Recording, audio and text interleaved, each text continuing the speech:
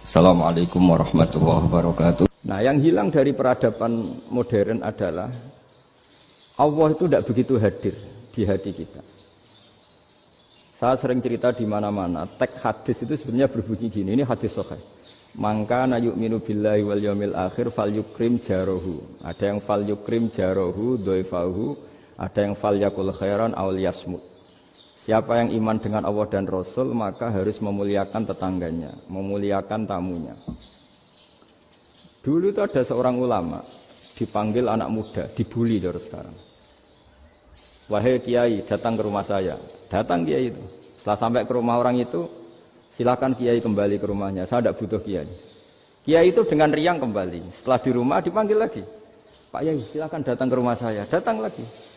Ya senyum-senyum kiainya santai. Wah, nggak jadi butuh Pak Yai, silahkan kembali lagi. Sampai 3 kali. Oh, itu kalau rektor digitukan marah itu. Dosen marah. Kiainya santai. Santai, senyum-senyum, rileks. Ketika ditanya, kenapa Pak Yai tidak tersinggung? Jawabannya unik. Anak muda, saya ini senang sekali nuruti perintah Allah, disuruh menghormati tetangga. Sehingga ketika Anda manggil, ya saya datang. Ketika Anda nyuruh pulang, ya saya pulang. Saya senang sekali nyenangkan tonggo. Dan itu perintah Allah, jadi tidak ada hubungannya dengan kamu. Wah, pemudanya nangis minta dimaafin. Kalau kita kan enggak, kita ini dosen, kiai, mungkin kita doktor, mungkin kita profesor.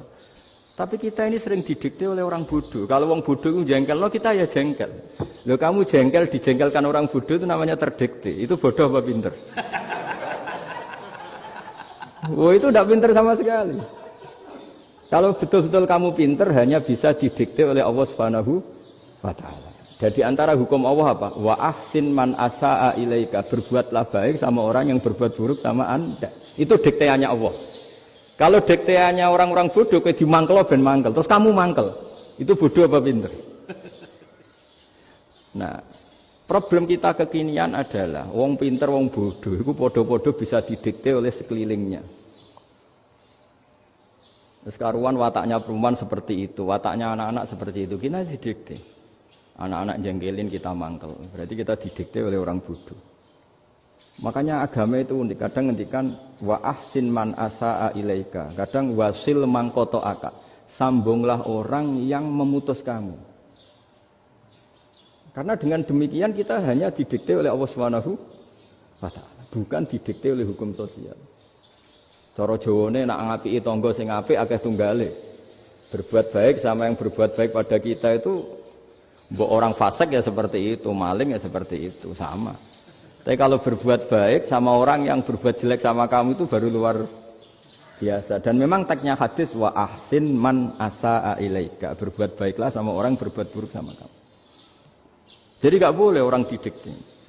Makanya ngaji di sini diantaranya saya akan cerita dalam sebuah hadis sahih, dalam hadis hasan yang diriwayatkan Imam Tirmizi, ada kalimat dari Rasulullah sallallahu alaihi wasallam. Dawe Nabi, la takunu imma'atan taquluna in ahsanan nasu ahsanna wa in zalamu zalamna walakin watti'u anfusakum in ahsanan nasu an tuhsinu wa in asa'u alla tazlimu. Kamu jangan jadi orang yang mudah diombang-ambingkan oleh orang sekeliling kamu, yaitu kamu mengatakan jika orang baik ke saya akan baik, jika orang buruk ke saya juga akan membalas buruk. Itu namanya Anda didikte. Tapi berkomitmenlah kamu akan berbuat baik meskipun orang lain berbuat buruk. Nah sekarang logika sosialnya begini.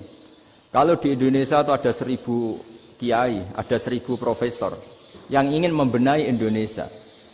Rata-rata orang awam itu semau gue. Terus mereka mendikte kita. Perilakunya agak simpatik, perilakunya jengkelin. Terus 1000 profesor ini ikut jengkel. Itu kira-kira jadi solusi apa goblok bareng? Sama 1000 kiai ini ikut jengkel, ini jadi solusi apa goblok bareng? Goblok bareng. Nah problem sekarang kita ini biasa didikte orang bodoh. Nah makanya ciri khas orang muslim itu kata Nabi, mangkana yu'minu billahi wal yaumil akhir. Jadi baik tetangga karena perintahnya Allah dan Rasul. Pentingnya apa? Bedanya karena berbuat baik ini perintahnya Allah, mbok tonggo apik lah kita tetap apik karena perintahnya Allah dan Rasul. Begitu juga dengan hubungan dengan istri, dengan anak. Bojomu lagi cerewet lah ya tetap apik. Karena dengan cara itu kita hanya tunduk kepada Allah dan Rasul. Tapi kalau kamu, istri saya kalau baik ya saya baik, kalau enggak ya enggak. Berarti Anda didikte oleh perilakunya dia. Itu latihan, ya kalau dalam bahasa pondok, latihan jadi wali itu yang paling berat. Nabi itu kalau sama orang munafik itu sabarnya Masya Allah. Padahal Nabi berso kalau orang itu orang munafik. Karena dengan cara seperti itu, bahwa kebaikan Nabi pada seseorang itu atas perintahnya Allah dan Rasul, bukan atas nama servis. Kalau Nabi hanya baik kepada Abu Bakar, itu mungkin orang bilang, wisadu nih Abu Bakar baik sama Nabi. Tapi kalau Nabi baik sama orang munafik, Abdullah bin Ubay bin Salul, itu kalau nggak perintahnya Allah dan Rasul itu nggak bisa. Nah ini cobalah berlatih seperti itu, sehingga kita tidak mudah didikte. Ya saya ulang lagi, nggak mudah apa? Didikte. Maka di antara kebaikan Allah dan Rasul adalah bahkan orang dolim saja diberi jatah rahmat. Makanya tadi seperti mukadimah yang dibaca Pak Haris tadi, agama ini rahmatan lil alamin. Orang yang dolim saja dapat jatah apa? Rahmat, apalagi yang soleh. Nah kemudian yang perlu dicatat, kenapa kita menjadi enjoy dengan Islam? Islam itu adalah agama yang tidak didikte oleh materi. Jadi kalau Anda ingin makan enak, mungkin kalau pikiran kebanyakan orang, anak-anak muda yang milenial, yang gaul, ingin makan enak ya makan yang disukai. Misalnya sate atau bakso Malang atau apalah. Kalau orang-orang yang jadi wali gak gitu cara berpikir. Ini yang masih orisinil. Ditanya, ini dunia baru kesulitan makanan, baru resesi. Cara makan enak gimana? Jawabannya lucu. Ya gampang, idamuhu alju. Idam itu lauk. Kalau kamu ingin makan lauknya paling enak apa? Alju. Kamu harus lapar banget. Sampean kalau puasa itu melihat tempe itu wah luar biasa. Tapi kalau kamu nggak puasa, air putih itu nggak menantang. Tapi kalau puasa, tempe air putih itu menarik dan Anda tetap lahap. Apa? Karena lauk terbaik adalah alju, yaitu lapar. Nah tapi kita ini enggak. Kita ini kayak orang bodoh. Kayak orang bodoh tadi, profesornya makan nyaman ya kalau sesuai selera. Nah, itu kan sama dengan anak-anak ABG. Anak ABG itu makan lahap ya kalau yang disukai. Lalu bedanya apa ABG sama profesor? Kalau cara berpikir masih sama kan itu. Kiainya juga gitu. Kiai makan enak kalau yang disukai, kalau enggak. Lalu bedanya apa kiai sama orang awam? Orang awam juga gitu, makan lahap ya kalau yang disukai. Nah ternyata perilaku kita ini yang pintar sama yang bodoh sama maksudnya. Kalau kamu ingin berkasta lebih baik, itu cara makan enak itu apa? Idamuhu al-ju'. Lauk terbaik adalah karena kita sangat lapar. Makanya masyhur dalam cerita-cerita tarikh sirah nabawiyah. Nabi diberi hadiah, beberapa hadiah. Di antaranya ada yang diterima, ada yang enggak. Termasuk yang dikembalikan itu dokter. Ada seorang raja memberi hadiah Nabi dokter Tobit. Itu sama Nabi dikembalikan. Karena dokter ini sudah lama kumpul Nabi itu nggak pernah sakit. Akhirnya dokter ini putus asa, ini nggak perlu diobatin. Ketika ditanya, kenapa ya Rasulullah engkau tidak pernah sakit? Karena kita ini kaum, kita ini komunitas masyarakat yang tidak akan makan kecuali lapar. Dan kalau sudah makan berhenti sebelum kenyang. Jadi sederhana sekali pengobatan zaman Nabi. Sebagian besar penyakit itu pasti disebabkan kita ceroboh dalam hal makan. Sudah ngerti kalau durian masalah, kalau makan durian enggak kehitung gitu. Apalagi kalau gratisan itu tambah banyak gitu. Pola tidur juga gitu, kata Nabi. Dan kita tidak tidur kalau tidak sangat ngantuk. Nah, itu namanya orang-orang soleh yang sudah ada didikte materi. Kalau yang didikte materi kan bisa tidur nyenyak kalau kasurnya enak, AC gini-gini. Sebenarnya enggak, tidur enak itu ya kalau sangat ngantuk. Mbok di gudang, mbok di bis, kalau sangat ngantuk ya semuanya ya enak. Sama, mbok lapar, mbok hanya tempe, tapi kalau sangat lapar itu ya enak. Nah ini ilmu yang mulai hilang, ilmu-ilmu yang mulai hilang. Nah, cara ibadah juga gitu. Kita ini kan, saya ini punya bapak kiai, mbah kiai. Punya guru yang sangat alim ya seorang Kiai Maimun. Itu dulu kita pengkaji ilmu itu tidak pernah tahu bedanya NU dan Muhammadiyah. Karena dulu Mbah Darwis itu Kiai Dahlan itu dulu ngajinya bersama Mbah Hasyim ketika di Indonesia yang ngaji Mbah Soleh Darat. Mbah Soleh Darat itu dulu ngajinya sama buyut saya ke-6, namanya Mbah Soleh Asnawi di Kudus. Mbah Soleh Darat itu dulu alim-alimnya orang Jawa ya Mbah Soleh Darat, Soleh bin Umar. Tempatnya di Semarang, tapi beliau itu sebenarnya orang Jepara yang dekat Kudus. Setelah di Mekah, Mbah Hashim ini mondoknya ya, mulazimnya ke Syekh Mahfud Termas. Tapi sesekali ke Syekh Khotib Minangkabau. Nah yang Mbah Ahmad Dahlan lebih sering ke Syekh Khotib Minangkabau, sesekali ke Mbah Mahfud. Singkat cerita, karena Syekh Khotib Minangkabau sudah modern ya, terlibat organisasi dunia.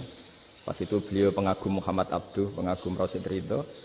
Sehingga bawaannya Mbah Dahlan itu lebih pergerakan, karena beliau lebih mengidolakan Syekh Khotib. Nah Syekh Khotib sendiri sebenarnya orang Minangkabau. Jadi beliau namanya Muhammad saja sebenarnya. Jadi menantunya orang Arab. Oh itu dicibir mertuanya ini karena punya mantu orang Jawa, orang ndak Arab. Singkat cerita terus si mertuanya bilang gini, kamu jangan pernah bilang kalau orang Arab itu mansa kanal Arab, orang yang bertempat di Arab. Walakin man takallama bi arabiyyin fasihin, tapi orang bisa ngomong Arab secara fasih. Singkat cerita, kalau kamu tidak percaya, nanti suatu saat menantu saya kalau Jumatan, tidak usah kamu kasih tahu, langsung suruh jadi khotib.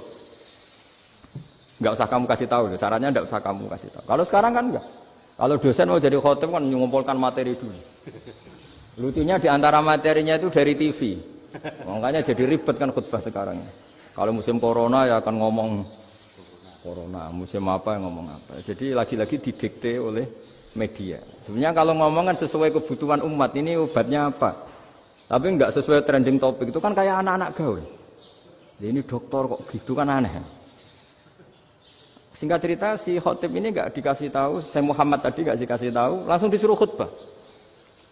Fatakallama bikalamin fasihin. Dia ngomong fasih sekali. Bahkan ngalah-ngalahi fasihnya orang Arab asli. Semenjak itu beliau dapat gelar Al-Khotib, orang yang cakap berpidato berkhutbah. Hanya terus desa Khotib Al-Minangkabau. Jadi orang Indonesia itu luar biasa. Dulu yang namanya orang Indonesia di Arab Saudi itu dihormati sekali. Karena yang ke sana itu pasti ulama. Sudah alim di Indonesia ke sana, termasuk Mbah Ahmad Dahlan. Mbah Hashim dulu karena sama-sama muridnya Mbah Soleh Darat.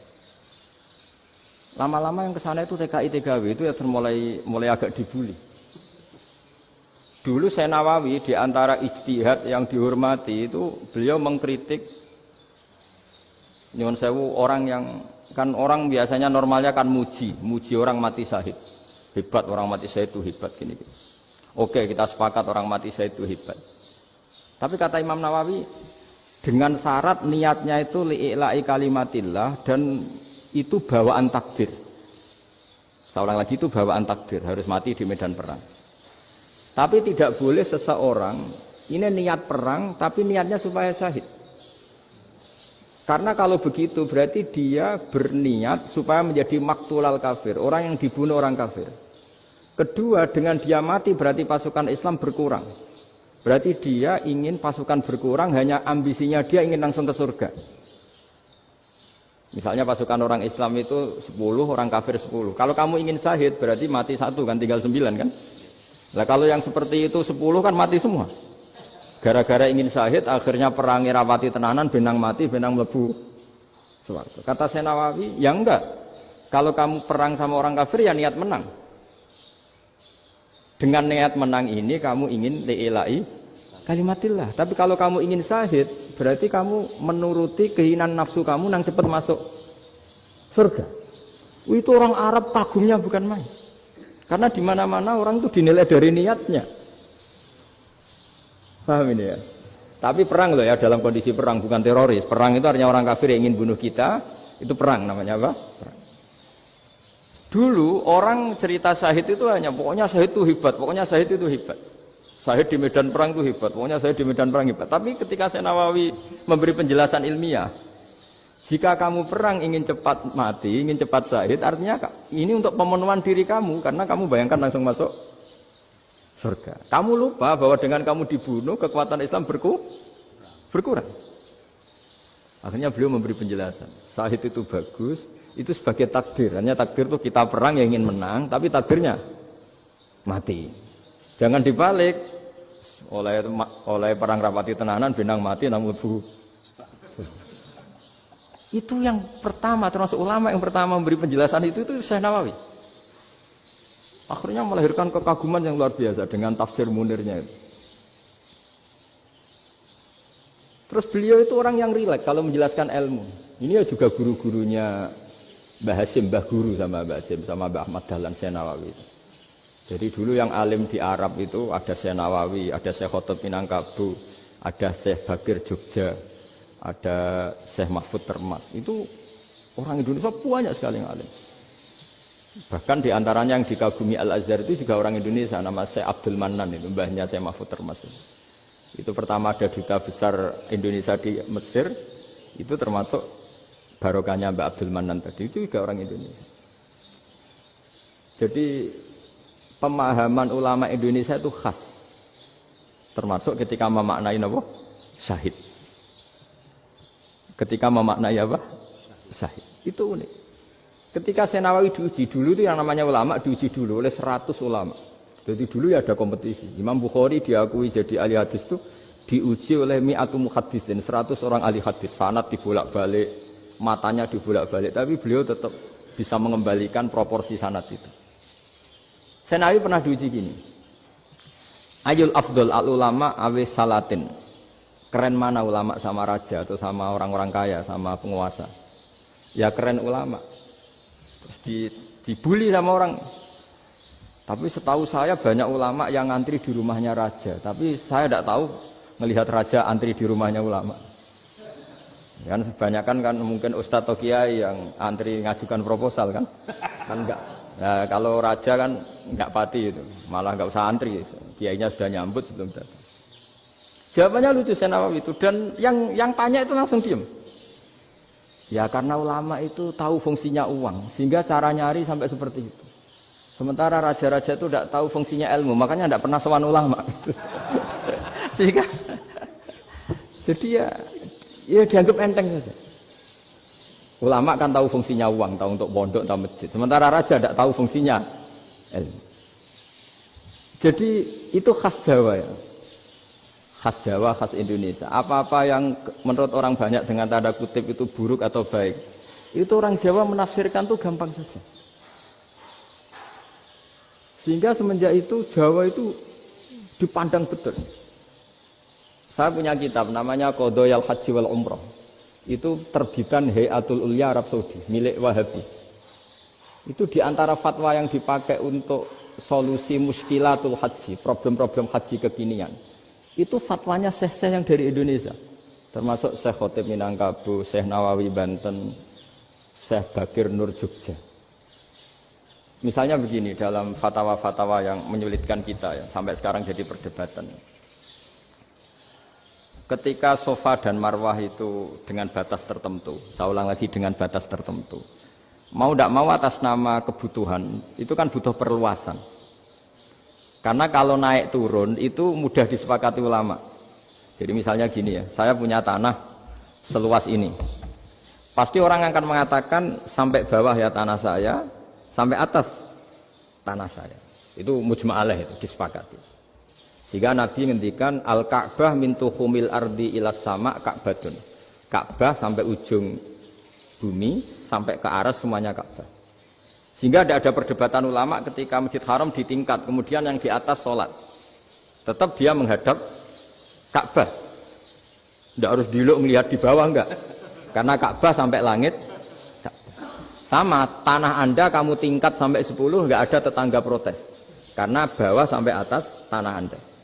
Tapi kalau diperluas, tanah Anda kamu luaskan setengah meter saja atau 3 cm saja, iso geger mbek tonggo. Karena di mana-mana batas itu ya tadi, kalau atas bawah miliknya, kalau samping enggak. Pertanyaannya, perluasan Mina itu ke samping. Perluasannya Matof yang Mas'a itu juga ke samping. Geger kan ulama dunia. Bagaimana hukumnya Mina Jadid? Mina yang diperbarui atau Mina yang diperluas.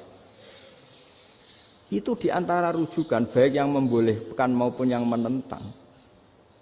Itu ya Syekh Indonesia. Itu orisinal tuh. Saya punya kitab orisinal terbitan Hayatul Ulya, kira-kira ya kemenaknya Arab Saudi kalau di Indonesia itu. Itu yang dirujuk Dawuh Syekh Nawawi, Dawuh Syekh Khatib Minangkabau. Karena apa? Ada logika khas Jawa. Misalnya begini. Meskipun saya tidak perlu fatwa Mina jadid sah apa enggak, memang jadi perkhilafan ulama. Misalnya kampung ini dinamai Mina. Pertanyaannya gini. Tanah yang di samping ini bisa milik Anda apa enggak? Ya bisa Gus kalau dibeli atau dihibahkan. Berarti tanah di samping Anda menjadi milik Anda karena ada proses pengambil alian lewat beli maupun hibah. Nah masalahnya ini negara itu berhak menganeksasi atau memasukkan ini sebagai mina. Itu ulama Jawa kalau ditanya, alasannya apa? Fa innal muttasila bis-syai' hukmu dzalika syai'. Karena yang gantet, yang mutasil itu bisa dihukumi seperti sesuatu itu. Jadi kalau ini mina, ya yang gantet mina ini ya bisa dikatakan mina. Beda dengan membuat mina, Malang mina, wah itu tidak bisa, tidak mutasil kan. Itu enteng sekali ulama Jawa. Satu ya tentu karena kebutuhan, tapi asal masih al-muttasilu bihi, yang masih tanah yang masih mutasil. Nah ketika perluasan antara sofa dan marwah kan misalnya ini batas luasnya sofa, ini batas luasnya marwah. Lalu atas nama kebutuhan, sofa marwah itu sampai sini. Sampai agak meluas ke sini. Itu geger Arab Saudi. Wah ini gimana. Padahal tawaf itu harus antara gunung Sofa dan gunung Marwah. Sa'i itu ya. Tapi kalau istilah Quran memang tawaf sama-sama. Makanya apa? Inna Sofa al-Marwata min sya'airillah faman hajjal baita wa i'tamara fala junaha alaihi ayyat tawafati. Nah, jadi kalau istilah sa'i di Quran itu masih tawaf. Karena harus ada, kalau bisa lah, bukan harus. Kalau bisa memang harus ada unsur muternya. Kita kalau sa'i kan dari sini Sofa sampai sini Marwah, terus kan agak muter ke sini, nah, kan agak membentuk lingkar. Nah, makanya Quran tetap mengistilahkan apa? Tawaf. Jadi bukan sini ke sini, terus sini ke sini kan enggak, tapi sini sampai sini, terus muter kan, terus sini. Jadi antara setar dan selama ini prakteknya kan gitu ya. Sofa ngambil sini, terus ke sini, terus agak muter. Nah, karena ada unsur agak muter ini, terus orang menyebut apa? Tawaf. Tapi itu bukan syarat sah, ini cerita ideal. Saya ulang lagi ya. Gunung Sofa itu puncaknya atau pucuknya kalau dalam bahasa Jawa. Itu ya hanya segini, ini sampai sini. Nah, kelompok Islam yang fikih keras nggak boleh diperluas. Karena Allah memilih tempat ini itu spesial, jadi nggak boleh ke yang lain. Tapi ketika kebutuhan mendesak, mau tidak mau harus diperluas. Itu jawabnya Kiai Jawa lucu. Gunung sing ketok itu sing dhuwure tok. Sikilane luwih hombo. Jadi karena kita kan gunung kan bentuknya gini. Nah, sofa yang kecil itu yang atasnya, tapi sikilannya sini kakinya lebih luas. Jadi boleh perluasan asal tidak melebihi kakinya. Ya dihitung ya lebih luas. Jadi Kiai Jawa itu kayak wong delok gunung Penanggungan, kayak gunung Arjuna. Di mana-mana puncak gunung itu lebih kecil timbang kakinya. Artinya diperluas ini bukan berarti tidak di sofa dan tidak di. Itu khas Kiai Jawa. Jadi jangan kira orang Jawa itu tidak hebat sekali. Termasuk perkembangan hotel di Arab Saudi. Itu dulu sebelum ada hotel. Buyut saya ke-5 atau ke-6 dulu haji, namanya Badur Rahman. Itu kalau mau ingin menghindari terik matahari itu masuk gua. Itu masuk gua itu hanya separuh badan, kakinya di luar. Jadi jangan bayangkan kalau gua di Indonesia kayak gua Akbar di Tuban orang bisa masuk jalan-jalan, enggak. Gua di Arab itu kayak cepitan batu, tidak sampai masuk. Sehingga kepalanya dimasukkan, kakinya masih kena matahari, saking panasnya Arab Saudi. Sehingga dalam bayangan hijrah ketika Nabi bersembunyi di gua Sur, itu kata Abu Bakar, kalau orang kafir melihat kakinya pasti melihat kita karena nggak bisa masuk penuh. Jadi orang tuh mau dempes tok. Sehingga ya kira-kira luasnya gua ya paling segini. Makanya guyonannya kiai-kiai itu untung enggak kayak gua Indonesia. Kalau kayak gua Indonesia laba-labanya capek karena luas sekali. Jadi jangan bayangkan gua Arab tuh kayak gua Indonesia. Makanya bayangannya andai kan orang tuh melihat ke bawah pasti melihat kita karena orangnya enggak bisa masuk penuh, enggak bisa masuk 100%. Ya kayak cepitan batu lah mirip. Itu kan mirip Gunung Uhud. Gunung Uhud kata Rasulullah nanti kalau kamu perang itu di atas, menang atau kalah di atas. Musuh biar di bawah. Dengan di atas kamu bisa mana? Jangan bayangkan kayak Gunung Merapi, kayak Gunung Penanggungan. Lah kalau Gunung Penanggungan mana ke bawah yang leyang kan? Jadi gunung di Arab itu kayak bukit. Ya sampean pernah kan ke Uhud itu ya sama ini aja tinggi ini kan? Lah ini yang ada, mulai ada mis, makanya nerjemah itu susah di Indonesia. Karena jabal itu udah harus tinggi. Kalau tinggi nggak bisa mana dari atas ke bawah kan nggak ngefek kan?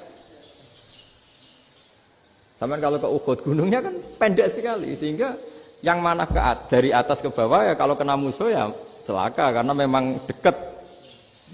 Ya kalau gunung Indonesia mana dari atas ke bawah yang leyang nggak ngefek. Nah itu susahnya nerjemah bahasa Arab ke kita. Jadi apa ya? Transkrip itu nggak gampang karena ada pengertian yang beda. Kita kalau bilang gunung itu tinggi sekali. Sampai banyak mahasiswa tersesat ya saking tingginya. Kalau orang naik Uhud nggak akan tersesat, wong ketok dari bawah itu. Nah ini pentingnya ngaji ya. Jadi akhirnya ulama-ulama Indonesia itu dipakai rujukan.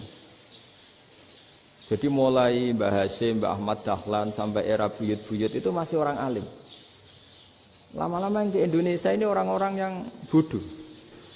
Sehingga orang Jawa kalau ke sana dibully, ya Jawa tak kulu kaya. Orang Jawa itu penggaweannya itu mangan ulo, makan ular.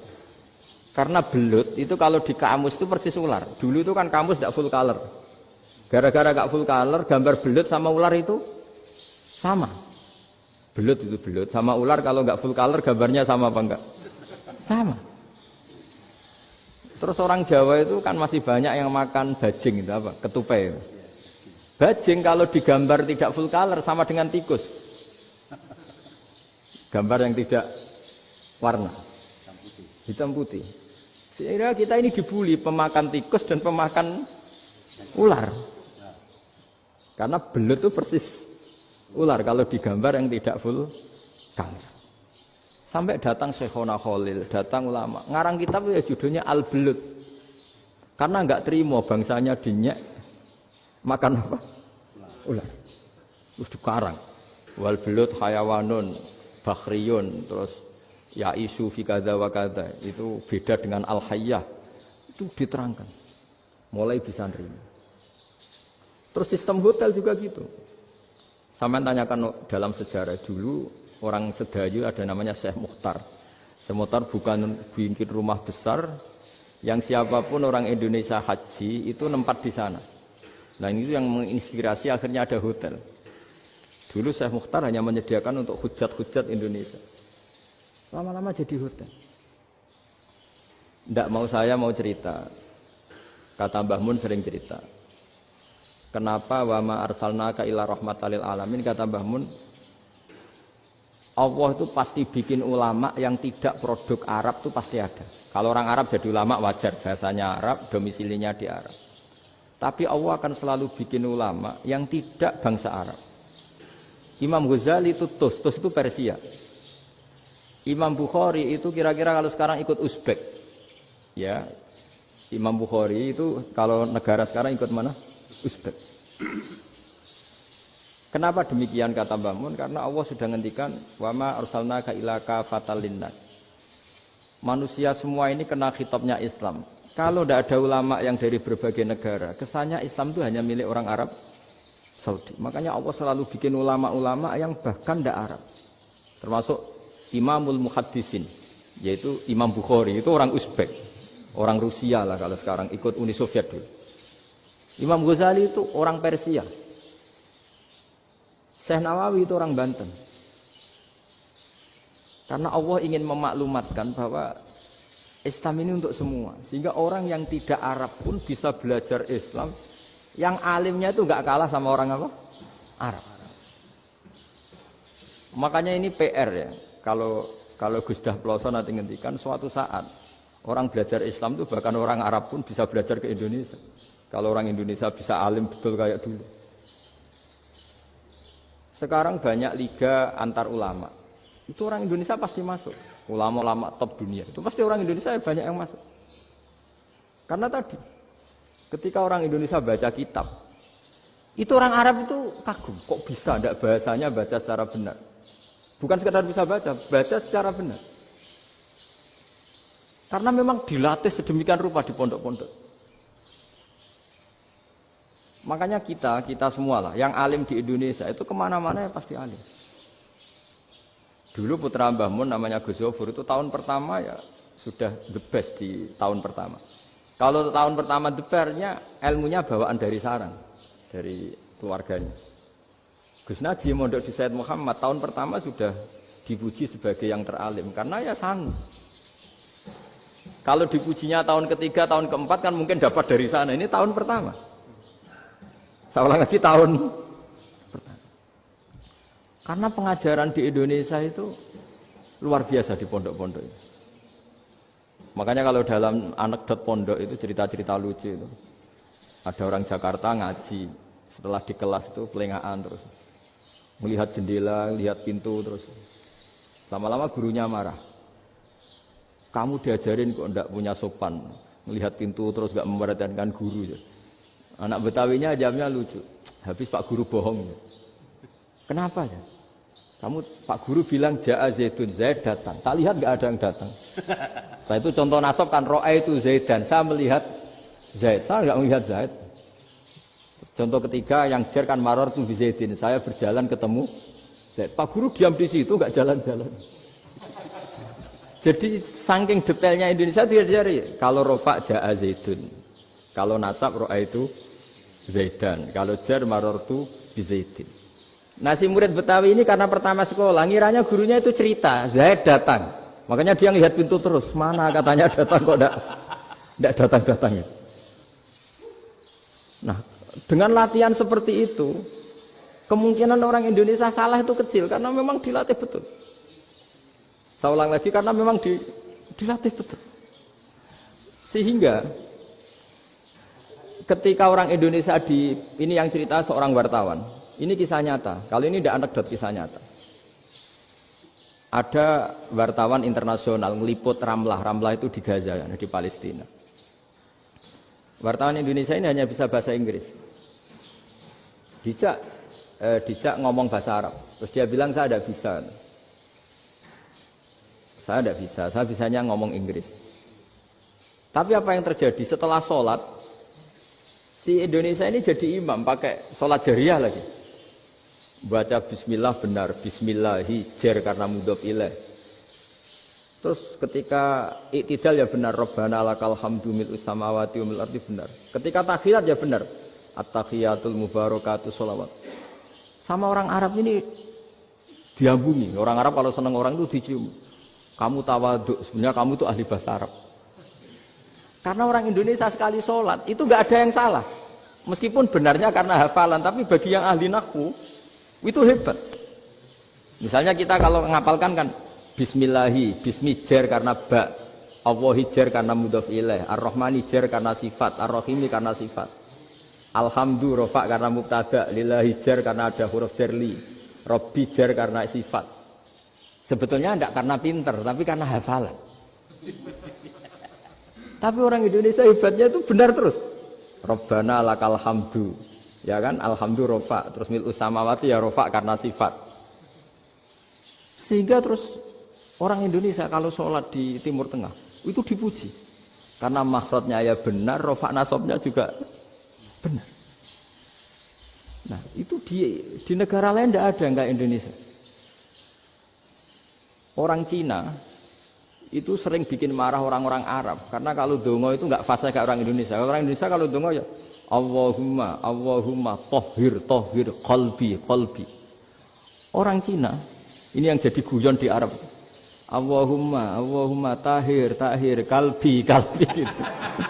Itu kan bedanya jauh. Itu orang Arab pertama membiarin. Lama-lama kalbun entak gitu. Maksudnya asu-asumu gitu. Karena dia bilangnya qaf itu kaf. Jadi ka Allahumma do Allah tahir. Kula aturi nyucekno panjenengan kalbi ing asu ingsun kan. Tapi kalau qalbi itu ati ingsun, tapi kalau kalbi anjing ingsun. Bedanya qaf sama kaf. Ada orang-orang aja kalbun entak. Asu-asumu. Maksudnya kan itu. Tapi padahal orang Cina itu bareng dilihat teksnya ya pakai qaf.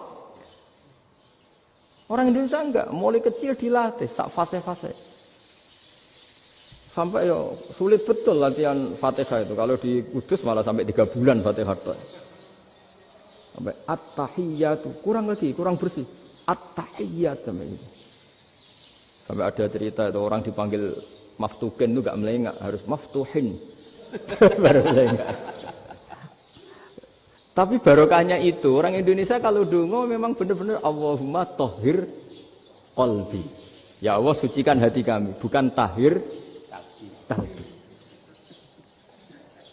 Karena sekali jadi kaf itu maknanya anjing saya, ya Allah sucikan anjing. Jadi ini orang Indonesia. Jadi kata Mbah Mun, dawuh Mbah Mun, illaka fatal linnas, bahwa agama ini milik semuanya. Itu diantara bukti Allah menghendaki atau mendesain Islam seperti ini, orang yang belajar di Indonesia. Itu pengetahuannya Islam, pengetahuannya tentang Islam itu tidak kalah sama yang belajar di Al-Azhar, sama yang belajar di Arab Saudi. Makanya ini PR-nya UMM, PR-nya IAIN, PR-nya UIN. Bisa enggak sealim mereka dalam bahasa Arab? Nah, bahasa Arabnya man anta, ana zaidun. Jangan sampai, karena kita di sana ini kadung dibully. Orang Arab tuh kalau bully kita, sampai tak kasih cerita. Oh, itu ngawurnya Masya Allah. Kata dia, ada anak orang Indonesia haji. Si anaknya orang Indonesia dijotos sama anaknya orang Arab. Dijotos, dipukul. Sehingga cerita terus si orang Indonesia enggak terima, anaknya yang orang Arab dipukul. Yang balas bapaknya.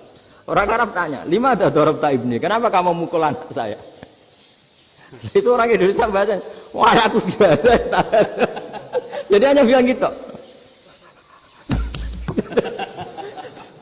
Artinya anak saya dihada ya maka tak ada. Bahasa Arabnya gitu. Anak saya dipukul maka saya balas mukul. Itu orang Arab mantuk-mantuk oh gitu. Paham? Suatu saat ada orang Indonesia itu sama orang Arab itu dilus-lus itu ya digini-giniin.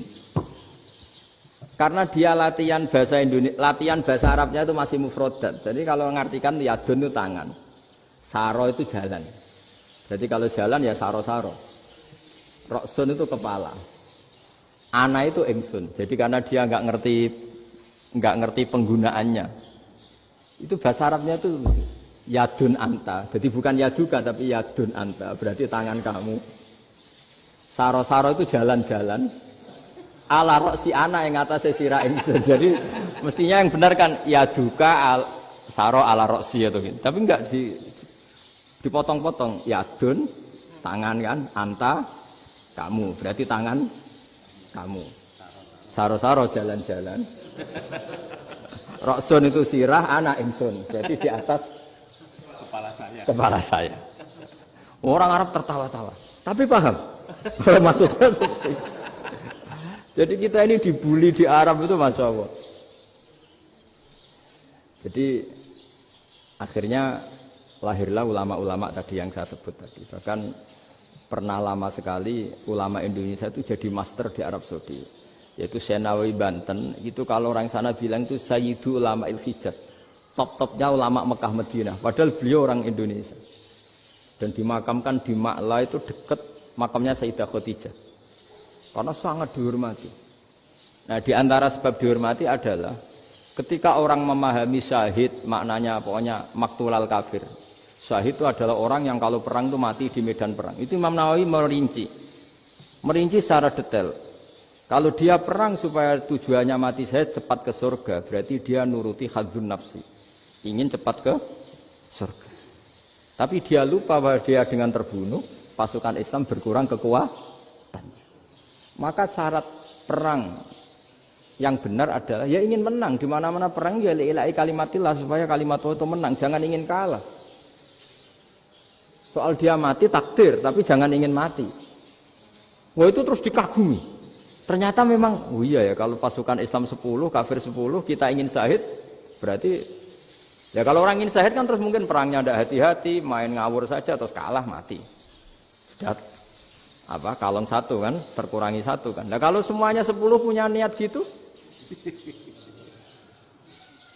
nah itu Syekh Nawawi.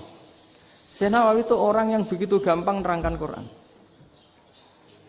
Bahkan ketika orang Arab kesulitan ngartikan famathaluhu kamathalil kalbi in tahmil alaihi yalhas aw tatrukhu yalhas.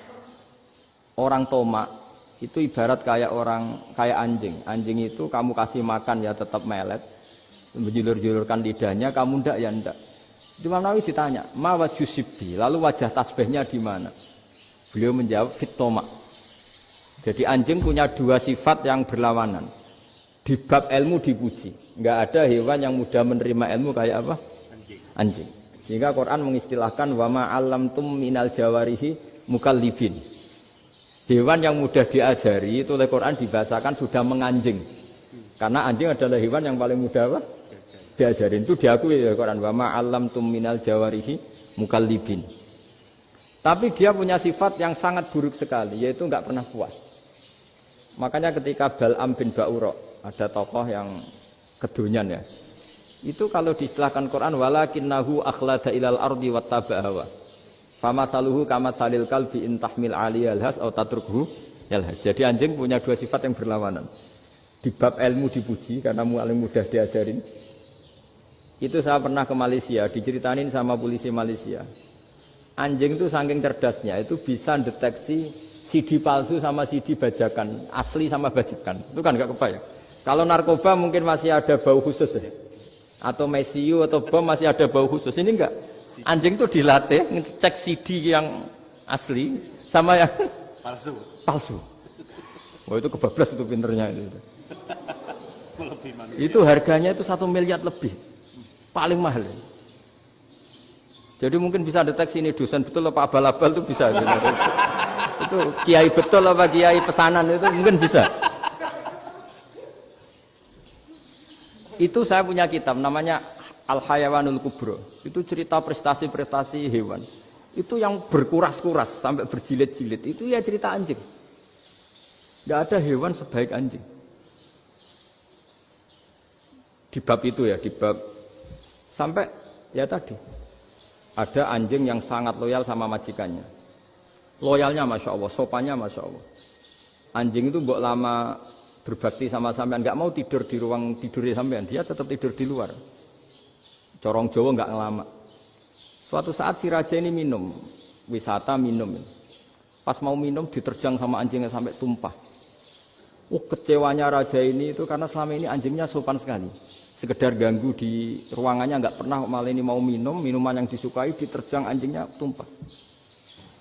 Marah kan anjingnya di mana? Ternyata apa? Minuman itu anjing ini tahu kalau minuman itu beracun, diracuni oleh musuhnya. Itu saking hebatnya anjing sampai ketika ngawal rajanya itu tidak sekedar ada penjahat atau maling. Bahkan trik-trik kayak minumannya diracun oleh orang lain itu anjingnya tahu. Sehingga pas mau diminum diterjang sampai terus supaya nggak keminum. Makanya Quran istilahkan anjing itu apa? Wa ma 'allamtum minal jawarihi mukallibin. Hewan piaraan yang kamu ajarin nanti sampai sepinter anjing. Makanya Ashabul Kahfi itu ketika ngajak anjing tadi, beliau tidur, anjing itu tidurnya bil wasit. Wakal buhum basitun zira'aihi bil wasit. Jadi dia tidur dalam posisi siaga. Loh coba anjing itu nggak pernah sekolah. Karena dia posisi menjaga, tidurnya itu kayak siaga gini. Bukan ngorok semadep ke atas terlentang itu enggak. Andai kan dia tidur terlentang itu kan yang mau mengganggu kan, wah asune turu itu enggak. Dia tidur posisi siaga, makanya disebut lawit tolak ta'alaihim lawalaita minhum firaron. Kalau kamu melihat anjing itu pasti lari karena dia posisi siap merekam. Jadi tidur tapi posisi siap merekam. Jadi matanya tetap terbelalak kayak siaga. Padahal itu nggak diperintah, ya dia memang punya nalar untuk itu. Ini disebut wa ma 'allamtum minal jawarihi mukallibin. Dan dalam teori modern juga gitu. Tapi dalam hukum Islam yang dianut mazhab Syafi'i, itu anjing tetap najis. Ya sudah najis ya najis, tapi ada mazhab lain yang mengatakan tidak najis. Tapi tidak usah ngrumat anjing, geger nanti kalau rektor kampus punya anjing.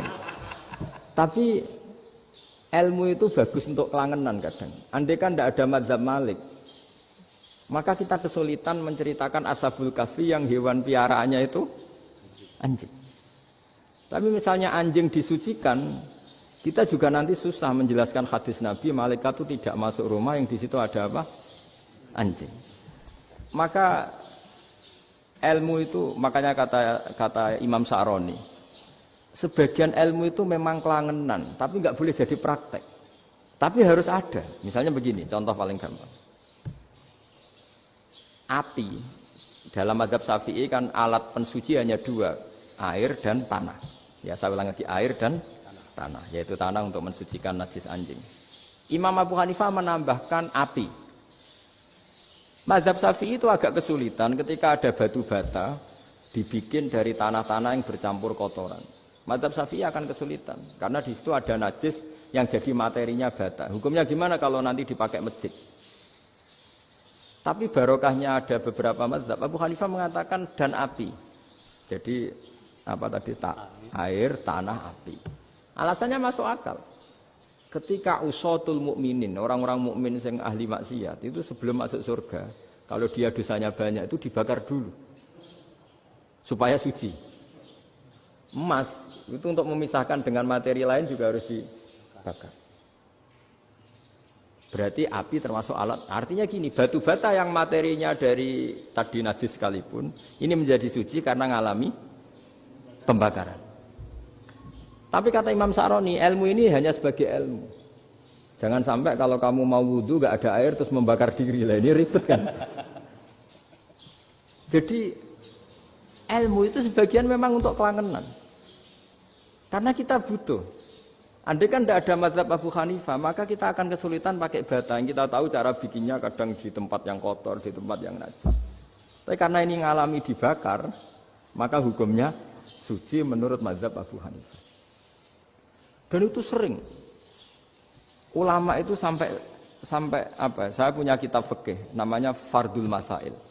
Pengandaian ada masalah. Jadi masalah itu belum terjadi tapi diandaikan. Misalnya kayak di Texas. Bumi itu bulat bola. Texas itu kalau dibor itu pas Ka'bah. Lalu kiblatnya di mana? Bumi ini kan hanya rubuk-rubuk seperempat. Yang ada arah itu seperempat. Tapi kalau Ka'bah itu sama Texas atau Texas dengan Ka'bah itu lalu kiblatnya mana? Wong sudah bebas arah. Maka ilmu mengatakan mara'ahu muslimuna hasanan fawa indahu hasanun. Kamu jangan nuruti ilmu hakikat tapi nuruti mindset. Kalau mainstreamnya orang banyak seperti itu, mindsetnya orang sana misalnya Ka'bah sana ya ikut sana. Tapi ini tidak mewakili hakikat karena kalau yang 380 derajat itu kan terus ribet. Makanya ini kesulitan di bab-bab fikih. Ya saya ulang lagi, kesulitan di bab-bab fikih. Makanya fikih itu selalu bicara, misalnya gini, ada orang sholat. Saya ulang lagi. Setelah salam pertama dia kentut, itu sholatnya batal apa enggak? Itu lama berdebat. Yang dikatakan rukun sholat itu salam pertama. Sehingga orang kalau sudah salam pertama, maka sudah keluar dari sholat. Maka kalau kentut gak apa-apa, wong yang keluar dari sholat itu salam pertama. Tapi lalu pertanyaannya, kenapa Nabi salam 2 kali? Lalu yang kedua gunanya apa? Ribet kan, partai ini kalah pasti kalau ditanya gitu. Tapi kalau ditanya dibalik, sholat itu satu ibadah yang dimulai dengan takbir, yang diakhiri dengan salam. Berarti salam pertama itu pengakhir apa nunggu salam kedua? Pertama, di semua ulama bilang salam pertama. Kalau salam pertama sudah pengakhir, berarti pembatalan setelah itu nggak punya efek, nggak punya akibat. Itu kan ribet. Debat fikih itu memang ribet. Fikih itu memang senam otak karena pertanyaannya mirip-mirip seperti itu. Nah, sampean milih mana? Milih salam pertama apa salam kedua? Pasti ulama milih salam pertama. Jadi anehnya fikih itu di situ. Misalnya orang mati, takbir itu berapa kali? 4 kali. Andai kan takbir 5 kali itu batal apa enggak? Satu ulama mengatakan 5 kali itu batal. Karena rukunnya sholat jenazah itu takbir 4 kali. Berhubung ini rukun, kalau nambahi ke 5, berarti menambahkan rukun. Kayak kamu sholat, rukuk 2 kali kan batal. Sujud 3 kali, batal. Karena menambahkan apa? Rukun. Berarti kalau takbir 5 kali, batal. Tapi pertanyaannya, takbir itu adalah wiridan biasa. Sehingga kalau ditambahkan, nggak punya akibat, batal.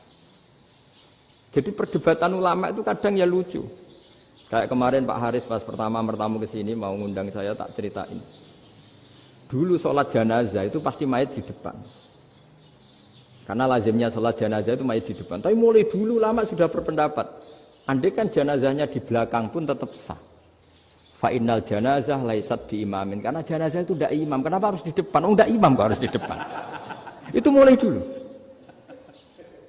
Sehingga ketika Arab Saudi pernah mengalami tragedi, ada orang yang dibungkus kayak mayit, ternyata senjata. Setelah di dekat Ka'bah dipakai. Dulu tragedi tahun berapa itu? Pokoknya pernah ada tragedi itu. Semenjak itu Arab Saudi kalau ada orang mati tetap di kamar mayit terus ada sholat jenazah. Padahal mayitnya di belakang yang jamaah. Jadi meskipun kita tidak akan bikin ajaran baru jenazah di belakang ya tidak keren kasihan kan. Tetap biasanya di depan ya di depan. Tapi meskipun jenazah ini di depan, kita tetap berpendapat, andai kan di belakang tetap sah, tapi nggak usah dipraktekkan. Nah, pentingnya ilmu ini begini. Saya misalnya di Rembang, boleh nggak nyolati ghaib jenazah yang di Surabaya? Boleh kan? Padahal yang kita solati di belakang. Jadi ilmu itu penting. Cocok nggak cocok, nama ilmu itu penting. Terus ada gini lagi pertanyaan di fikih. Memang saya sengaja akan ngaji fikih. Kalau ngaji intelektualitas orang Muhammadiyah juara lah. Tapi ini ngaji fikih. Ada orang sarongnya itu pas sampai lutut. Kalau berdiri lututnya tertutup. Tapi nanti kalau ruko agak jengking lututnya terbuka. Itu batalnya nunggu ruko apa mulai takbir sudah batal? Padahal pasti nanti batal kalau ruko ini. Itu ada ulama yang mengatakan, ya batalnya nunggu ruko. Bagaimanapun terjadinya pembatalan waktu ruko. Ada ulama mengatakan yang enggak mulai awal sudah tidak sah itu karena pasti ngalami batal. Nah, pertanyaan-pertanyaan seperti itu penting karena lalu Allah menilai apa? Ya nilai niatnya. Misalnya gini, kalau contoh itu mungkin Anda tidak tertarik, tapi contoh begini. Kita mau operasi jam 10 siang. Kita tahu kalau nanti 10 siang akan divonis medis harus makan karena mau berobat. Malamnya itu kalau kamu orang soleh, bayangkan kamu orang soleh. Kalau tidak orang soleh kan tidak punya komitmen. Kamu milih niat puasa, apa enggak jam 10 mesti mokak menisan raposo. Kamu orang soleh. Kalau kamu orang soleh pasti milih puasa, karena ini Ramadan. Meskipun nanti jam 10 pasti disuruh batal sama dokter. Setidaknya kita berpikir gini, nak mati jam itu paling enggak ditulis saya sebagai orang yang puasa. Jadi perasaannya orang soleh itu beda. Kalau orang kok sampean barang menisan raposo kok ya mesti. Sampean tidak pernah berpikir bahwa puasa mulai fajar sampai jam 10 itu luar biasa. Bisa saja kita mati jam 7, bisa saja mati jam 6. Kan ditulis Allah sebagai orang yang berkomitmen terhadap puasa. Terus ada kemungkinan kecil. Adalah jam 10 itu dokternya sakit atau nggak jadi ke sana. Berarti kamu kan nggak jadi boga. Kan ya mungkin juga. Sama yang tadi. Delalah sebelum ruko ana wong sing nyarongi sampean. Sehingga sholatnya normal. Kamu tidak menemukan pakaian yang pas, jebule pas setelah ruko, mau ruko ana wong wah sholatnya kira bener disarongi. Itu agama. Jadi agama itu dimulai dari mana coba? Dimulai dari niat, dari komitmen. Nah, sekarang kelirunya kenapa ada garis keras? Agama itu dimulai dari keinginan ideal. Itu yang mulai itu ada orang-orang garis keras. Agama ini enggak, agama ini dimulai dari niat. Sampai ada kaidah agama la yudraku kulluh la yutraku kulluh. Kalau tidak bisa ideal jangan ditinggalkan sama sekali. Tapi orang enggak, sekarang bayangkan Islam itu ideal. Pemimpinnya ya soleh, masyarakatnya soleh, nggak ada maksiat, nggak ada apa. Nan apa ilmu? Kalau secara ilmu mulai dulu ya ada orang dolim, ada orang soleh. Nabi kurang baiknya. Di angkatan itu ya ada orang munafik. Sehingga ulama itu sudah berpendapat ideal itu piye? Zaman Nabi saja ada orang apa? Munafik. Itu ilmu.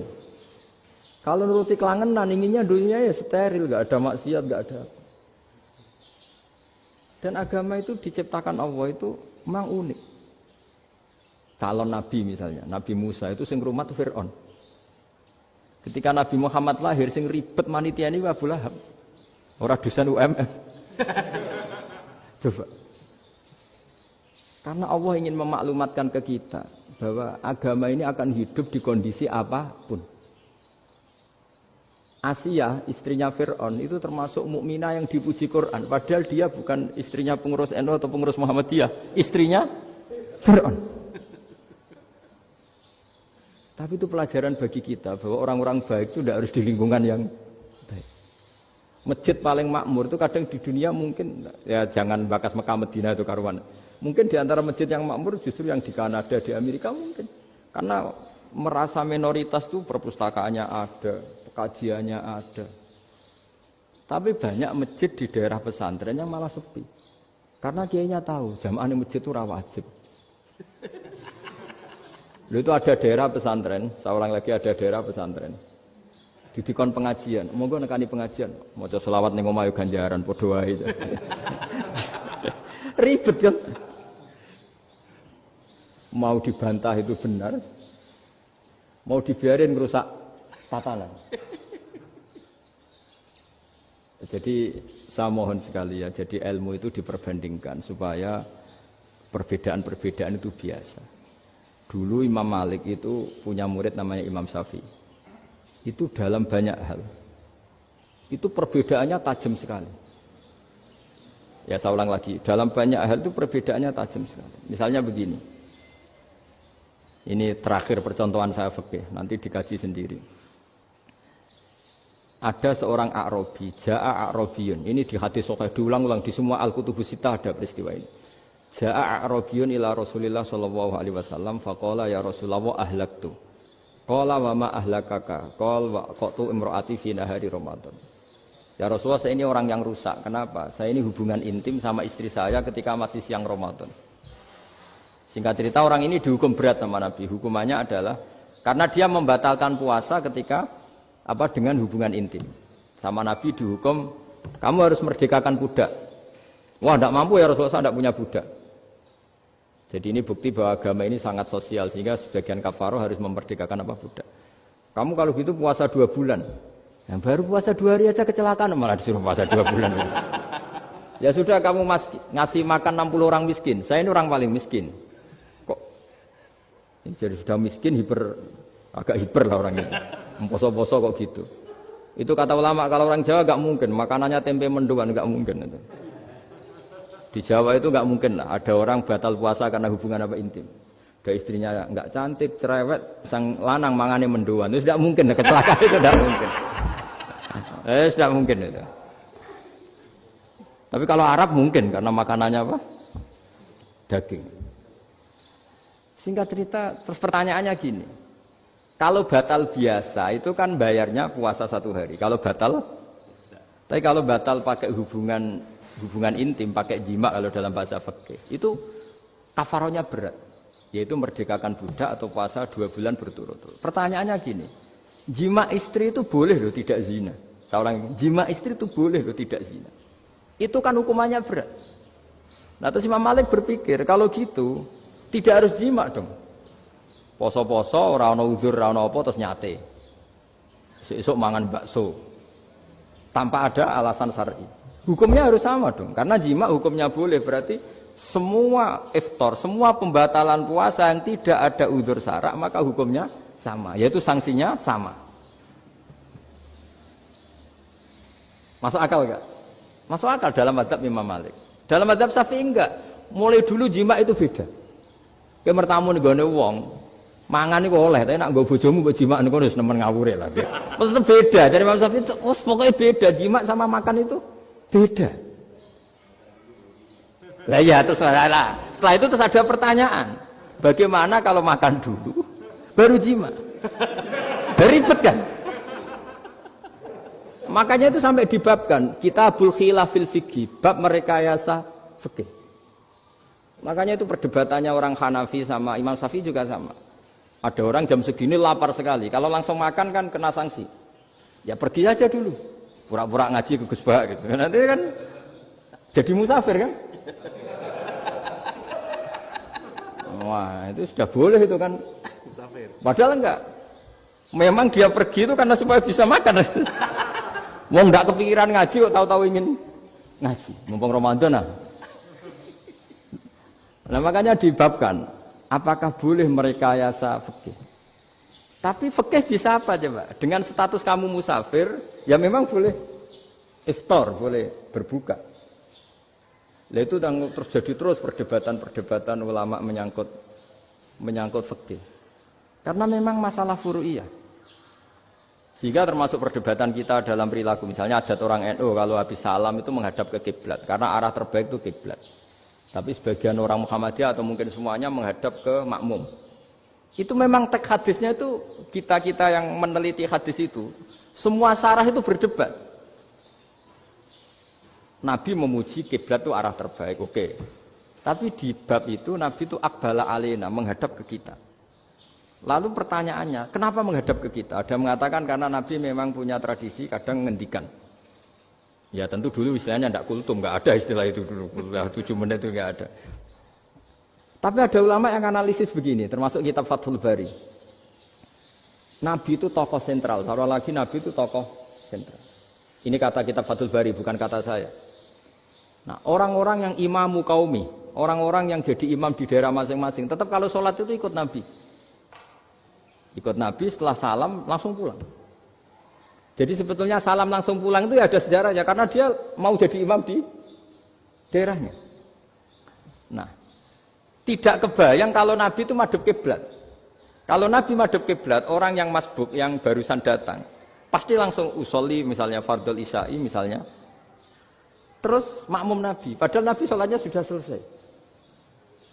Jadi intinya gini kata Fathul Bari.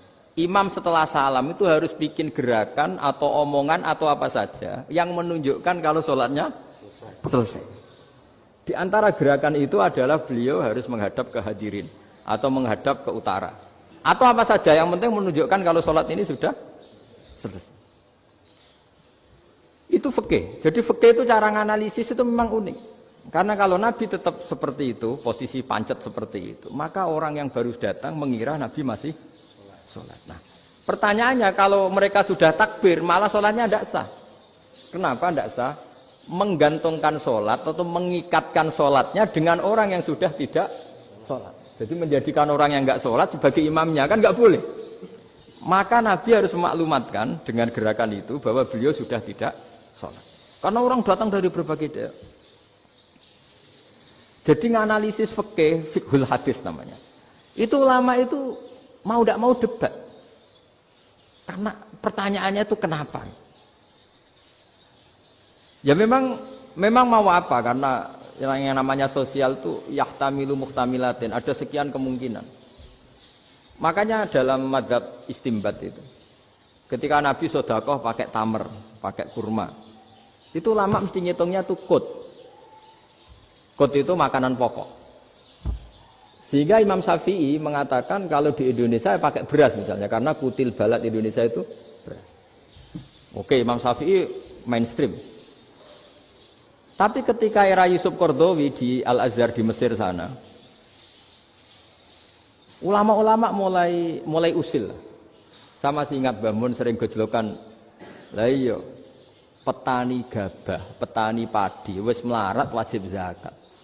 Petani cengkeh, kakao, suga-suga wajib zakat hanya karena yang ditanam tidak makanan pokok. Jadi mulai ada ulama mulai gerah lah, kalau bahasa politiknya mulai gerah. Yang petani miskin gara-gara yang ditanam padi wajib zakat.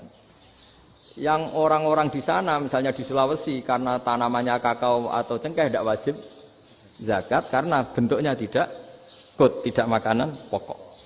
Geger kan di Al-Azhar geger. Hanya hampir semua ulama berpendapat Ya sudah sekarang ketika Nabi menzakati qut, makanan pokok, itu jangan dihitung sebagai makanan pokok. Wa mimma akhrajna lakum minal ard. Apa saja, ma itu apa saja. Makanya kata Yusuf Qaradawi, ma itu apa saja. Makanya semua tanaman yang menghasilkan uang itu wajib zakat. Nah, masalahnya kitab-kitab Syafi'iyah itu sudah mamlu'ah, sudah penuh dengan penjelasan misalnya fala zakata fil khadrawat, maka enggak perlu zakat untuk kayak kangkung, semangka dan sebagainya. Nah, lalu kiai-kiai angkatan modern kayak Mbah Mun itu sering dapat masukan. Saya pernah dengar sendiri. Yai, saya ini punya sawah 1 hektar, tak tanamin padi, itu enggak pernah kaya saya. Sekarang tak tanamin kangkung malah saya kaya, karena tiap 3 hari panen tak kirim ke Jakarta. Itu orang Indramayu yang tanya. Jadi gak tanam padi gak pernah kaya, tanam kangkung kaya. Nah, karena dia orang soleh, kalau zakat boten. Mau diwajibkan zakat tidak makanan pokok, mau tidak wajib dia kaya. Semenjak itu perubahan di Indonesia ikut. Akhirnya ada zakat, pokoknya asal tanaman yang 1 nisab ya wajib zakat. Masih ada debat lagi. Ketika nanam ingin dipanen, itu dia petani apa pedagang? Karena nanti perdebatannya ikutnya zakat zuruk, zakat tanaman apa zakat pedagang. Kalau sampean nggak pernah debat berarti sebenarnya Anda tidak dosen Islam ini. Berusaha tidak pernah diskusi fikih apa Islam. Karena saya berkali-kali punya tamu itu begini, Gus saya ini pedagang melon. Tapi dia penanam melon. Jadi pedagang yang agak ingin badi banyak. Itu caranya gini Pak Rektor. Saya misalnya pedagang melon. Daripada saya kulak di pasar atau dari petani sudah mahal. Nyewa tanah sekian hektar terus ditanami melon. Setelah berhasil ini dia zakatnya tanaman apa zakat pedagang? Karena dia nanam itu mentalnya sudah pedagang. Padahal nanti zakatnya beda kan? Yang 1 2% setengah, yang 1 rubul usur sama nisul usur sama usur, 1/10 sama 1/20. Kalau zakatnya zuruk kan 1/10 atau 1/20. Yang 1 rubul usur, kira-kira 2,5. Saya ulang lagi ya. Jadi di era modern itu kita jadi bingung, pedagang tapi gayanya petani, petani tapi hakikatnya. Jadi gampangannya gini ya, kalau saya pedagang beras, kok saya kaya raya, itu mendingan nyewa sekian hektar untuk ditanamin padi ya daripada tengkulak, daripada beli. Akhirnya perdebatannya ini zakatnya pakai apa? Misalnya tebu, misalnya petani tebu. Oh jelas kalau jual nanam tebu itu ingin dijual. Masa apa tiga es tebu berhektar-hektar. Lah kira-kira kalau menurut jenengan ini zakatnya zakat apa? Tijarah apa zakat tanaman? Mentalnya tijarah, mentalnya pedagang. Nah ini saya hanya mau cerita. Khilaf, kadang-kadang orang angen-angen. Khilaf itu enggak mungkin enggak. Ya sama seperti NU dan Muhammadiyah selalu khilaf awal Ramadan. Itu memang enggak bisa enggak khilaf. Misalnya begini. Saya beri contoh ya. Karena kadang yang khilaf juga enggak pernah belajar. Lucu kan? Tak beri contoh ya. 2001 itu abad keberapa coba? Tahun 2001. Abad 21 abad 20? Abad 21. Jadi meskipun terpaut 1 tahun, padahal abad itu 100 tahun. Nah, pikirannya orang-orang Muhammadiyah seperti itu. Hilal kalau sudah melewati garis ufuk, meskipun setengah derajat atau 1 derajat itu sudah ikut bulan berikutnya. Sehingga ya sudah meskipun sekian derajat sudah dianggap Ramadan. Nah pikirannya orang NU enggak. Harus ru'yah bil fi'li. Itu sebetulnya lagi-lagi sebenarnya enggak masalah NU dan Muhammadiyah, itu di kitab-kitab ya seperti itu.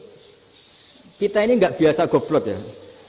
Artinya kita yang keluarga kiai tahunya kunut mazhab Hanafi, enggak kunut mazhab Syafi'i. Tapi tahu-tahu ini mazhab NU, ini mazhab itu aneh itu menurut kita ini anggap apa? Mana ada Muhammadiyah jadi mustahid, mana ada NU jadi mustahid. Jadi sebetulnya orang tahu semua lah kalau Abu Hanifah itu tidak kunut, Imam Syafi'i itu kunut. Imam Syafi'i pernah main di masjidnya Abu Hanifah ya tidak kunut, ditanya kenapa tidak kunut? Jenengan itu presiden kunut, tidak sanggup mati Abu Hanifah. Dulu biasa aja. Sekarang geger. Ya karena tidak punya kegiatan. Sebenarnya itu nggak masalah, mulai dulu biasa. Saat teruskan ya.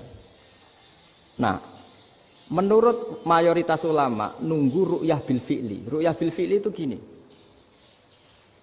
Mata telanjang bisa melihat karena agama ini menggantungkan perintah itu sama melihat. Kalau kamu tidak melihat itu bagaimana kena hukum? Ibaratnya gini, Pak Rektor datang ke rumah saya tapi saya nggak tahu. Kena nggak saya hukum harus menghormati? Dia datang nggak sembunyi-sembunyi. Saya kena hukum harus menghormati ya kalau melihat, kalau enggak ya enggak. Tapi Pak Rektor tetap bilang, tapi saya hakikatnya datang, jadi saya datang itu. Itu kan ribet. Akhirnya ya sudah, itu nggak ada khilaf sampai mati ada khilaf karena yang satu menggantungkan hukum itu digantungkan sama tahu. Kalau tidak tahu ya, misalnya baju saya ini hakikatnya ada najis, pas sholat saya tidak tahu. Sholat saya sah apa enggak? Sah. Karena hakikatnya, ya memang saya tidak tahu. Tapi hakikatnya ada najis apa enggak? Ada. Ya sudah, itu sama-sama masuk akal. Ada lagi khilaf yang senam otak. Fasyamu salasati ayamin fil haji wa sab'atin idza raja'tum. Singkat cerita ada satu pelanggaran haji yang kata Allah kafarohnya itu puasa 3 hari sama 7 ketika kamu pulang, idza raja'tum, ketika kamu pulang. Dalam mazhab Syafi'i yang namanya pulang itu yang haji sudah sampai rumah. Di mana-mana pulang itu ya sampai rumah. Dalam mazhab Abu Hanifah enggak, ketika orang sudah balik kanan dari Arab Saudi, dari Mekah, ya namanya sudah pulang.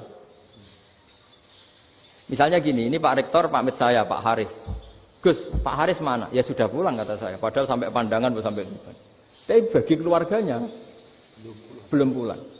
Lalu idza raja'tum ketika pulang itu bahasanya siapa? Bahasa istrinya apa bahasa yang ditamoni? Kamu ditamoni orang, terus kamu tamunya mana? Sudah pulang. Tapi tanyakan istrinya, belum pulang. Khilaf-khilaf gini kok jadi geger itu kan goblok banget maksud saya itu. Jadi biasa, gitu itu biasa. Jadi ya karena memang ini bukan masalah akidah, ini masalah furu'iyah, masalah fikih itu masalah furu'iyah. Mau tidak mau harus beda. Misalnya di sholat juga gitu. Wa ayyuqu'udin qu'adal musolli sokat sholatu. Duduk dengan gaya apapun itu sholatnya sah. Jika sampean kalau haji atau umroh, orang Arab itu jenenge duduk ngenak awak di kursi. Duduk sopan ya hanya orang Indonesia loh. Kalau sholat itu masih duduk ala orang tahiyat. Kalau sampean di Mekah, duduknya pakai apa coba? Kursi ya? Oh enak sholat duduk. Karena memang takbirnya di fikih dengan duduk gaya apa saja sah. Makanya sengenak awak duduk di kursi. Ribet kan? Mau tidak disahkan itu namanya duduk. Mau disahkan masa iya sowan Allah kok duduk santai-santai gitu. Tapi mau apa? Ini fikih. Ya sekarang lagi ini fikih. Fikih itu ya sudah ini fikih. Makanya kalau ulama berdebat misalnya Abu Hanifah berpendapat sholat itu wajib baca Fatihah apa asal Quran. Dalam mainstreamnya ya Fatihah karena la sholata liman lam yaqra' bi Fatihatil kitab. Tapi cara Abu Hanifah enggak. Faqra'u ma tayassara minal Qur'an, bacalah apa saja yang mudah bagi kamu, asal itu Quran. Sementara enggak gending Jawa, enggak nyanyi lah gitu. Ya sudah mau apa coba? Jadi ya susah memang kalau fikih itu ya sudah seperti itu. Ada lagi yang masih ekstrim misalnya. Yang namanya menyembelih hewan itu gimana coba? Dari hidup ke mati, apa pasti mati disembelih? Cara mazhab Imam Syafi'i yang namanya menyembelih itu penyembelian harus menjadi sebab kematian. Itu yang sah. Seorang lagi penyembelian menjadi sebab kematian yang syar'i. Sehingga beliau mensyaratkan hewan yang disembelih ini masih punya hayatun mustaqirrah, punya kehidupan yang normal. Sehingga kalau nggak disembelih ya hidup. Sehingga kalau ada hewan ketabrak truk kejet-kejet mesti mati ini buat sembelih. Itu nggak sah karena nggak usah disembelih ya wes mati kan. Karena ini hanya nunggu koordinasi Israel kan, dia kejet-kejet itu kan prosedur itu. Tapi tidak disembelih pun mati. Tapi cara mazhab Malik enggak. Pokoknya anggere jek duwe nyawa jenenge kewan urip. Dengan kamu sembelih berarti matinya mergo mbok sembelih. Meskipun nanti ya gak usah disembelih ya mati. Coba hitung secara ilmu matematika. Kalau gak disembelih hidupnya 5 menit. Gara-gara kamu sembelih hidupnya langsung mati. Terus dia matinya, cara di persidangan matinya disebabkan apa? Disebabkan disembelih apa kecelakaan? Loh, debat toh kamu. Sama-sama UMM aja debat.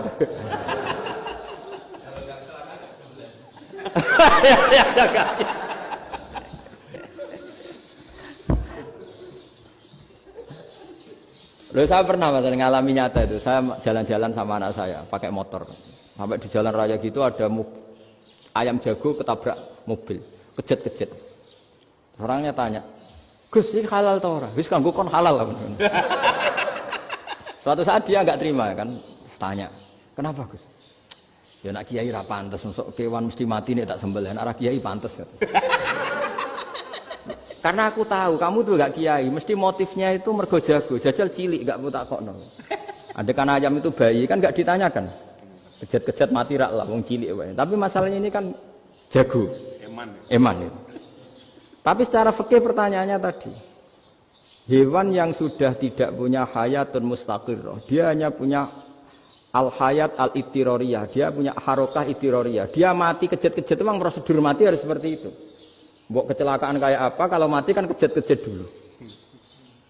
Nah ketika kejet-kejet ini pertanyaannya ini kan hidup apa mati namanya? Enggak, namanya hidup apa mati? Pas kejet-kejet itu hidup. Cara Imam Malik itu hidup. Ya sudah, kalau hidup disembelih ya halal. Karena misalnya nanti kalau nggak disembelih matinya kan 2 menit lagi. Gara-gara disembelih mati sekarang. Tetap penyebab kematian itu nyembelih. Penyembelian ini sebab kematian.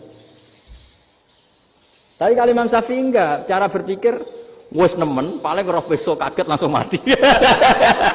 Kalau gitu berarti kamu nyembelih barang mati. Jadi fikih itu kadang unik. Makanya ketika ngitung fikih itu unik ya. Orang keluar mani wajib apa? Mandi kan. Terus Imam Syafi'i ditanya, kenapa kalau orang kelahiran juga harus mandi? Namanya nifas. Fa innal walada waliyun munaqidun. Anak ya mani yang menggumpal. Bedanya apa anak dengan mani itu? Jadi fikih itu kadang lucu, di rumah-rumah tenan juga lucu. Keluar mani wajib mandi. Berarti kalau keluar anak ya wajib mandi karena hakikatnya anak adalah mani yang mengkristal. Terus usia sudah di dosen macam-macam itu kan hakikatnya mani. Itu fikih. Nah terus ditanya, kenapa kalau lahir langsung mati tidak wajib disolati? Ya jawabannya Mas Syafi'i lucu. Di mana-mana sholat itu nyolati mayit. Yang namanya mayit itu pernah hidup terus mati. Kalau itu tidak mayit ya sudah. Jadi kadang, nah iya kan disebut sholat mayit. Yang namanya mayit itu apa? Pernah hidup. Nah ini kan tidak pernah hidup. Maka ya sudah seperti itu. Jadi nggak khilaf itu tidak mungkin.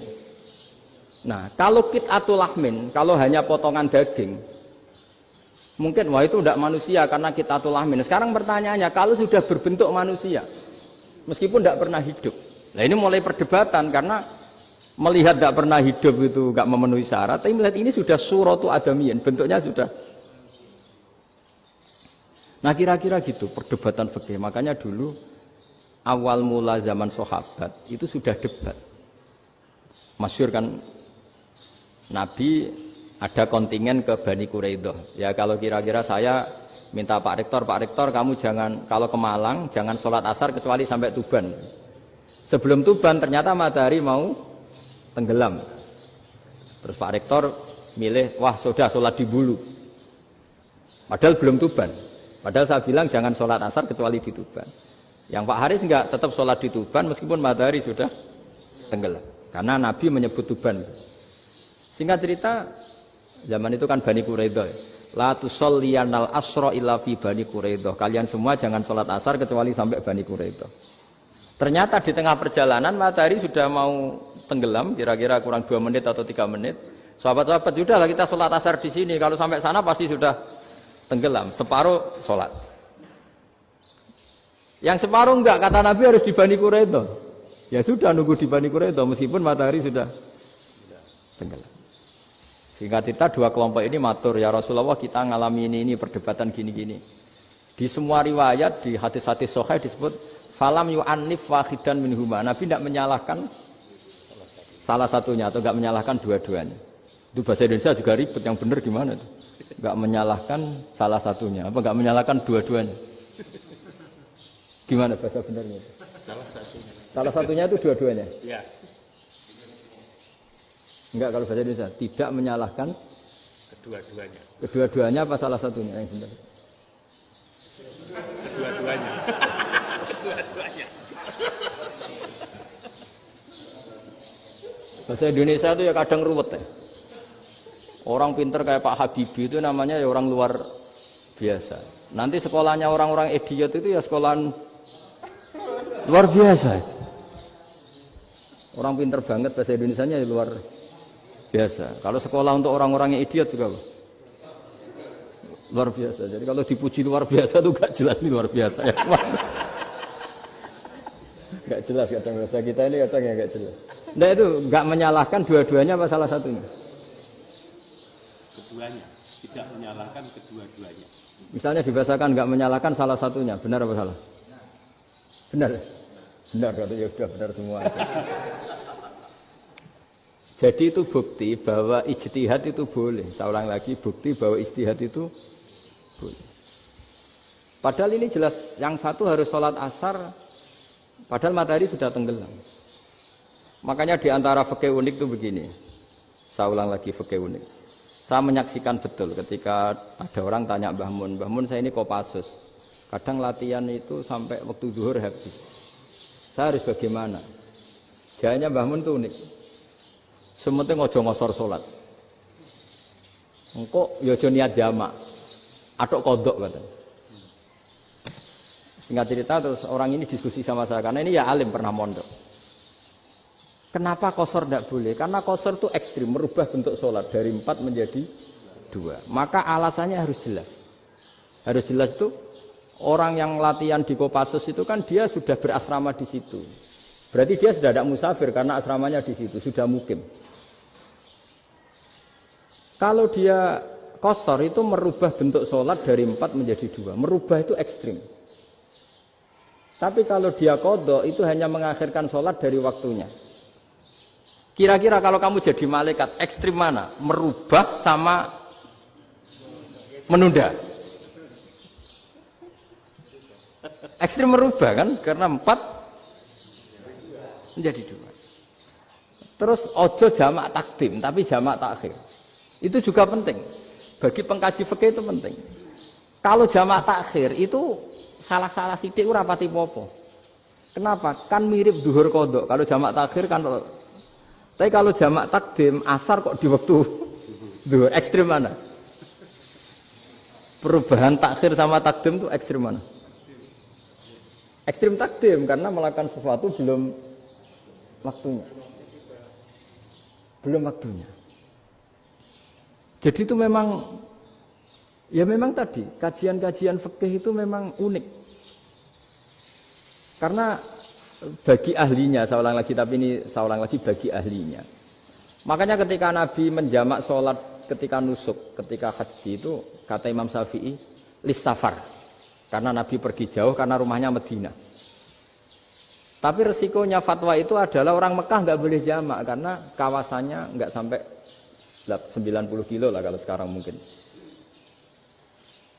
Tapi kalau tahu Imam Malik enggak, yalin nusuk sehingga orang Mekah pun yang haji ya boleh jamak karena alasan jamaknya karena nusuk, karena haji bukan karena jarak. Terus diteruskan lagi. Kalau karena pergi boleh jamak, memangnya pergi itu kenapa? Karena repot. Nah itu masalah kan Mbak Sakoh. Nah, terus mulai ada orang-orang yang ngawur kan resepsi jamak, ribet. Wes resepsi duit utangan kan capek. Wah itu sudah jamak. Ribet kan. Jadi kalau sudah illatul hukmi itu sudah mesti bikin masalah. Kalau sudah illatul hukmi itu pasti bikin masalah.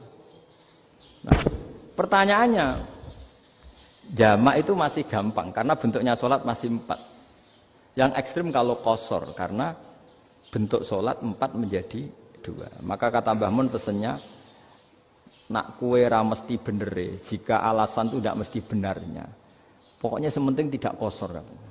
Juga tidak jamak takdim karena kosor ini kan merubah bentuk sholat kan ekstrim. Jamak takdim juga ekstrim karena mendahulukan sholat sebelum waktunya. Kalau jamak takhir kan biasa, kalaupun salah kan mirip kodok. Ya mirip kodok biasa kan. Nah ini saya cerita, jadi fikih itu bagi ahlinya itu memang punya konsekuensi yang seperti itu. Makanya pertanyaannya misalnya bagaimana hukumnya penyembelihan lewat mesin?